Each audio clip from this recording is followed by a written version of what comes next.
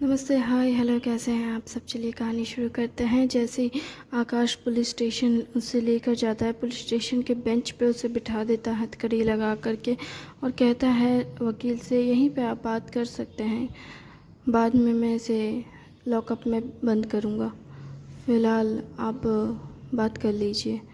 तो वो उससे पूछता है, तो तुम इस लाइन में कैसे आ गए? मतलब तुमने सडनली इसे क्यों चुना? और तुम्हारे साथ जो लोग थे वो लोग क्यों आए? जिस पर वो कहता है कि वो लोग क्यों आए ये तो मैं नहीं जानता। क्या तुम नहीं जानते कि तुम्हारे साथी कहाँ से और कैसे हैं? सच कहूँ तो मुझे इस मामले में कोई अंदाज़ा नहीं है। क्यों और कैसे? मतलब तुम लोग दोस्त हो ना? नहीं, हम दोस्त नहीं हैं।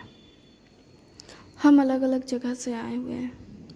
हम लोग सच कहूँ तो मेरे पिता के डेथ के बाद मेरी माँ ने किसी और से शादी कर ली। शायद उनका पहले से ही किसी से कोई चक्कर चल रहा हो, मुझे नहीं पता। उन्होंने किसी और से शादी कर ली और उस वक्त मैं 16 साल का था। और फिर मेरी माँ ने मुझसे कहा, अगर तुम मेरे साथ चलना चाहते हो तो चल सकते हो और नहीं तो फिर तुम्हारी मर्ज़ी। सच कहूँ तो उस वक्त मैं मेरी माँ के साथ ही चला गया, लेकिन मुझे कुछ अजीब लगने लगा वहाँ पे। क्या अजीब था? मतलब किसी और को अपना बाप कहना थोड़ा अजीब नहीं है? मतलब बाप तो बाप होता है। अच्छा, तो तुम तो ऐसे भी अपने बाप को नहीं मानते थे। हाँ, मानता तो मैं उनको भी नहीं था, प्यार तो मुझे उनसे भी नहीं था, उस बाप से भी मुझे प्यार व्यार नहीं था। लेकिन एक चीज़ अच्छी थी कि मेरी माँ ने पैसे वाले आदमी को पकड़ा था। मुझे एक चीज़ तो समझ आई, अय्याशी वाली ज़िंदगी चाहिए तो पैसा बहुत ज़रूरी है। और बाकायदा मेरी माँ पे उन्होंने काफ़ी पैसे खर्च किए। पर मुझे ना कुछ और भी पता चला। क्या? वो आदमी जिसने मेरी माँ को ख़रीदा था कहा जाए या फिर शादी की थी, उन्होंने मेरी माँ को शादी इसलिए नहीं की थी, या वो मेरी माँ को अपने पास इसलिए नहीं रखते थे क्योंकि उन्हें मेरी माँ से प्यार था। उन्होंने तो मेरी माँ को हर रात नींद की गोली देते थे। और मेरी माँ के कमरे में कोई आदमी जाता था, या कहा जाए उस आदमी के कमरे में जहाँ मेरी माँ उनके साथ सोती थी। क्या क्या तुमने ये सब देखा था? अरे मैंने क्या देखा था? मैंने सब कुछ देखा था। मुझे पता चला कि जिससे मेरी माँ प्यार करती है वो असलियत में कितना कमीना है। तुम्हें तो फिर गुस्सा आया होगा और तुम उसे आदमी को मारना चाहते होगे। नहीं, सच कहूँ तो उस आदमी को भी पता चल गया था कि मैंने मेरी माँ के साथ होने वाले हरकतों को देखा है, और उस आदमी ने मेरा मुंह बंद करने के लिए मुझे पैसे ऑफ़र किए। सच कहूँ तो मुझे बिल्कुल भी उस आदमी से निराशा नहीं हुई, बल्कि मुझे बहुत मज़ा आया। उस आदमी ने मुझे बहुत पैसे दिए, अथाह पैसे, हर रात के, और मैं उन पैसों से जो चाहे वो कर सकता था। यहाँ तक कि मेरी माँ बीमार हो गई तब भी वो आदमी नहीं रुका। बीमार? हाँ, मेरी माँ को एड्स हो गया था। हर रात ऐसा कुछ होगा तो ऐसा तो होना ही है। और इसके अलावा उससे इसकी परवाह नहीं थी कि बाकी आदमियों के साथ क्या होता है। उन्हें तो बस पैसे गिनने से मतलब थे। तुम्हारी माँ को शक नहीं हुआ? मेरी माँ? हाँ, उन्हें शक तो हुआ था। 1 हफ्ते में ही उन्हें शक होने लगा था। और ऐसा इसलिए होने लगा था क्योंकि अब किसी के साथ रात में इतना कुछ हो और उसके शरीर में दर्द ना हो, उसे तकलीफ़ ना हो, ऐसा हो सकता है क्या? उन्हें भी दर्द तकलीफ़ होने लगी। उन्हें पता नहीं कि उनके साथ क्या हुआ। ऐसा तो है नहीं कि वो अपने पति के साथ सोई हो। फिर उसके साथ ऐसा कैसे हो सकता है?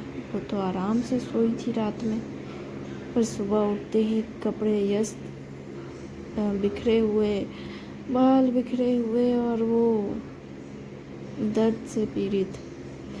तो 1 हफ्ते में मेरी माँ को मेरे सौतेले बाप पे शक तो हुआ। इसलिए मेरी माँ अक्सर रात में खाना नहीं खाती थी, पर दूध पी के सो जाती थी। उन्हें लगता था खाने में कुछ मिला है, पर मेरी माँ जो भी खाए या पिए, मेरा बाप उसी में नींद की गोली मिला देता था। उसको परवाह नहीं था कि मेरी माँ किसके ज़रिए नींद की गोली खाए। दूध तो दूध, पानी तो पानी, खाना तो खाना। वो शाम से तो पूरी तैयारी करते हैं कि रात तक में मेरी माँ अच्छे से सो जाए। इसलिए कभी खाने में, तो कभी दूध में, तो कभी पानी में, कभी शाम की चाय में, वो हर जगह पे नींद की गोली डालते रहते थे। मेरी माँ शाम होते होते नींद से बेहोश होने लगती थी और तुम कुछ नहीं करते थे। मैं क्या करता? मतलब तुमने एक बार भी अपनी माँ को बचाने के बारे में नहीं सोचा? ये तो उनके कर्मों का नतीजा है। मैं भला उन्हें क्यों बचाऊं? उन्होंने जो किया है वो उसी का फल भोग रही हैं। वो कहावत है ना, जो बोओगे सो काटोगे। और तुमने क्या बोया है जिसे तुम अब काट रहे हो? मैंने तो कुछ भी नहीं बोया, मैंने तो कुछ भी नहीं किया, ना मेरी माँ के लिए, ना मेरे बाप के लिए। और तो और, जब मेरे सौतेले बाप की वजह से मेरी माँ मर गई बीमार होकर, तो मेरे सौतेले बाप ने मुझे भी जान से मारने की कोशिश की। तब मैंने उन्हें मार दिया, या यूं कहूँ कि मैंने उनका भांडा फोड़ दिया। क्या? हाँ, मैंने उन्हें जेल भेज दिया। हाँ, अगर मैं सच में जेल गया तो शायद मेरी उनसे मुलाकात हो, लेकिन मुझे नहीं लगता कि वो अब तक जिंदा होंगे। मतलब तुमने उनका सच दुनिया के सामने रख दिया? हाँ, मैंने उन्हें का सच दुनिया के सामने रखा और मैंने कहा दुनिया से, पुलिस वालों से, कि उन्होंने मेरे साथ क्या क्या किया। मुझे उन्होंने ड्रग्स का आदी बनाया, हालांकि मैं अपनी इच्छा से लेता था। क्या है ना, उन्होंने जब पैसे दिए थे तो मेरा बहुत मन किया मैं भी अमीरों की तरह दिखूं, तो मैंने बहुत शॉपिंग की। मैंने महंगे महंगे ब्रांड के कपड़े खरीदे, ज्वेलरी खरीदी। मेरे पास सोने की चेन थी, पता है, बहुत सुंदर से था। और अंगूठियाँ भी खरीदी मैंने। मेरे सौतेले बाप की वजह से मैंने बड़े मज़े किए। हाँ, 20 साल का तक मैंने मज़े किए।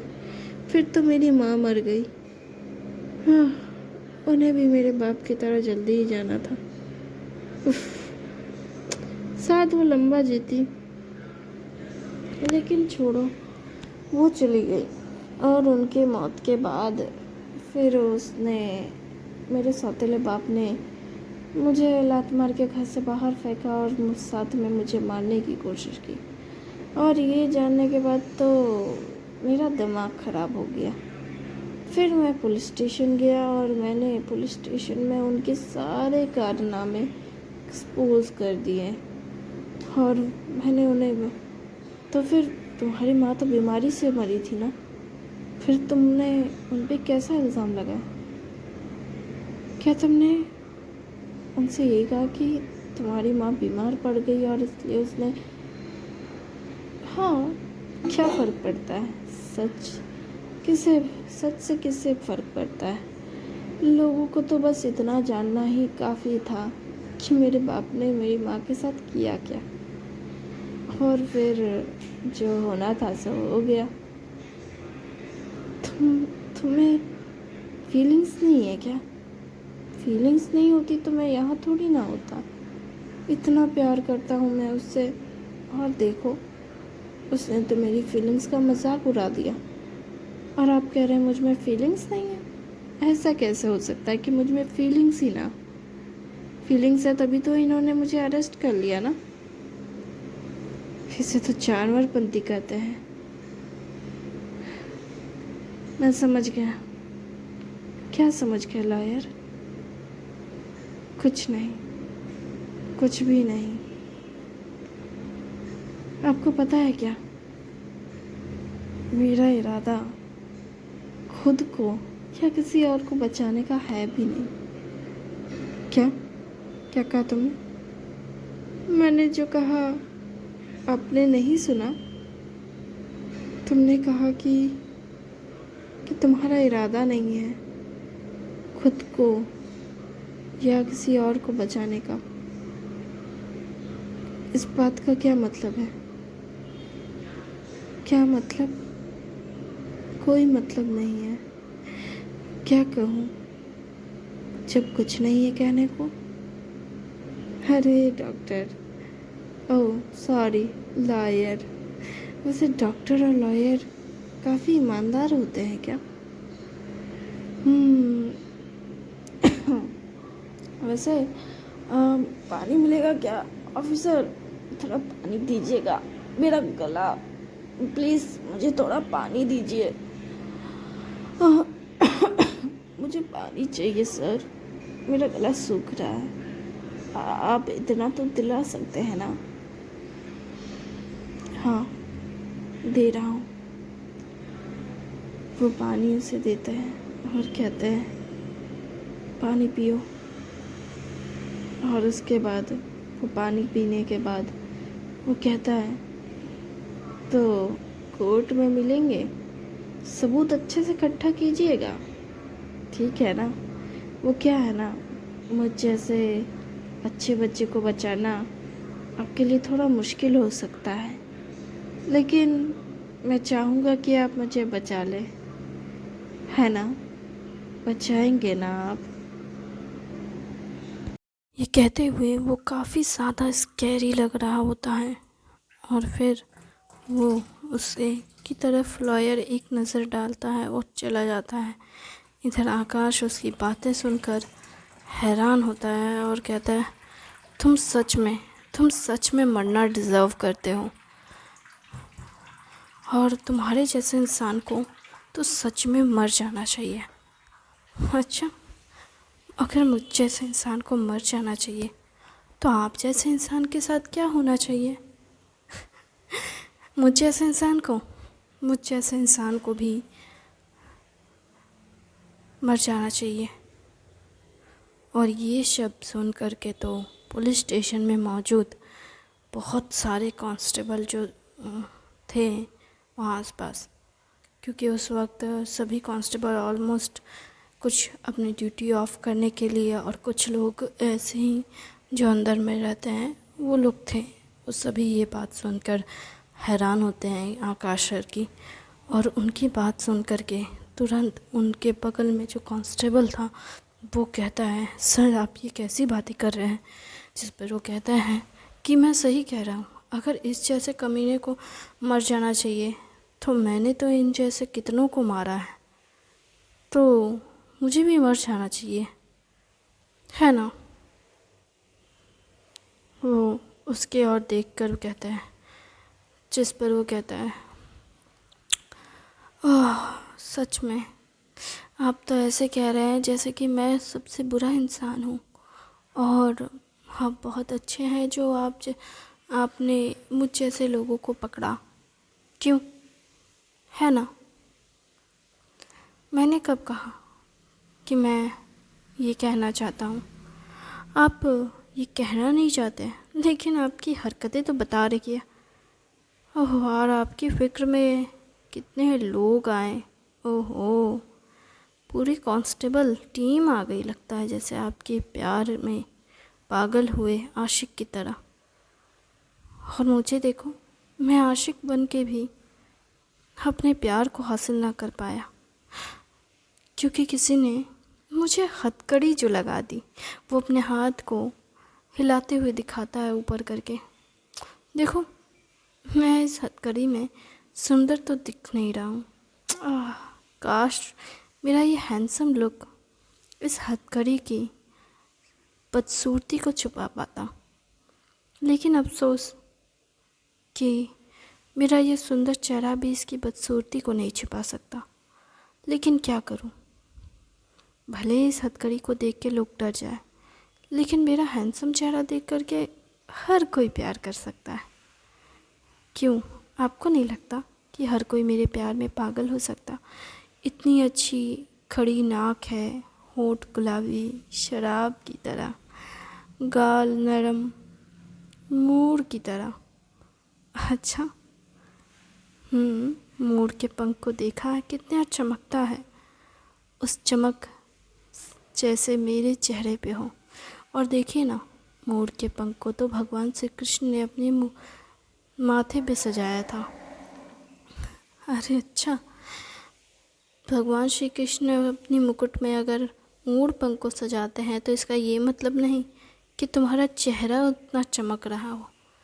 तुम्हारा चेहरा तब भी एक सड़े हुए आलू की तरह ही रहेगा, और इस पे कोई नहीं फिदा होगा। अच्छा, आपको इतनी गलतफहमी क्यों है पता नहीं, लेकिन मैं सच कहता हूँ, मुझे पसंद करने वाले लोग बहुत हैं। अच्छा, तुम्हें पसंद करने वाले लोग बहुत हैं, पर मैं सच कहता हूँ, तुम्हें नापसंद करने वाले लोग इस दुनिया में हद से ज़्यादा होंगे। इसके अंत तक में तुम देखोगे कि तुम्हें कितनी चीज़ों का पछतावा होगा। अच्छा, मुझे पछतावा होगा? ठीक है, आप अगर मुझे पछतावा करने पे मजबूर कर दें, तो मैं सोचूंगा पछतावा करने के बारे में, लेकिन मुझे नहीं लगता कि मुझे पछतावा हो सकता है, ख़ास करके आपकी जैसे ऑफिसर को लेकर। उसकी बात सुन कांस्टेबल कहते हैं थप्पड़ उसे मारते हुए, तुम कहना क्या चाहते हो? मैं तो बस ये कहना चाहता हूँ कि अपने सर से कहो कि थोड़ा संभल के रहें। क्या पता जिन हथकड़ियों को उन्होंने मेरे हाथ में बांधा है, वही हथकड़ियाँ उनके गले की नस नस काट दे। किसे पता कि कौन किसकी मौत के ज़िम्मेदार बन जाए। तुम हमें धमकी दे रहे हो? मैं तो बस सच बता रहा हूँ। धमकी तो मैंने दी भी नहीं, और आप अभी से डर रहे हैं। खैर, अगर मेरी बात इतनी डरावनी लगती है, तो अपने सर को कहो कि मुझे छोड़ दे, ताकि तुम्हारे जैसा सनकी इंसान बाहर जाकर लोगों की लाशें बिछाए। ओह, आपको ऐसा क्यों लगता है कि मैं लाशें बिछाऊंगा? क्योंकि तुम ऐसा ही करने की आदी हो। तुम्हारे जैसा इंसान, जो एक इंसान को मारने के बाद अपने माँ बाप की मौत पे जश्न मनाने वाला इंसान, जिसके अंदर इमोशंस नहीं है, ऐसा इंसान कभी खुश रहना डिज़र्व ही नहीं करता। अच्छा, तो मैं ऐसा क्यों हूँ बता सकते हैं? क्या इसके पीछे मेरे माँ बाप की गलती नहीं है? क्या उनकी गुनाह नहीं है? एक बच्चा बचपन से साइकोपैथ नहीं होता, उसे साइकोपैथ बनाते हैं उसके अपने समाज वाले।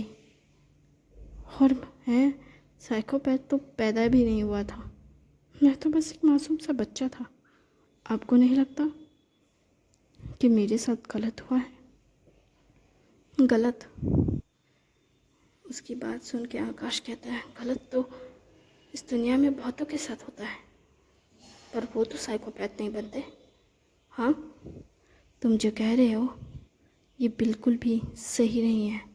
ये एक बकवास के अलावा और कुछ नहीं है।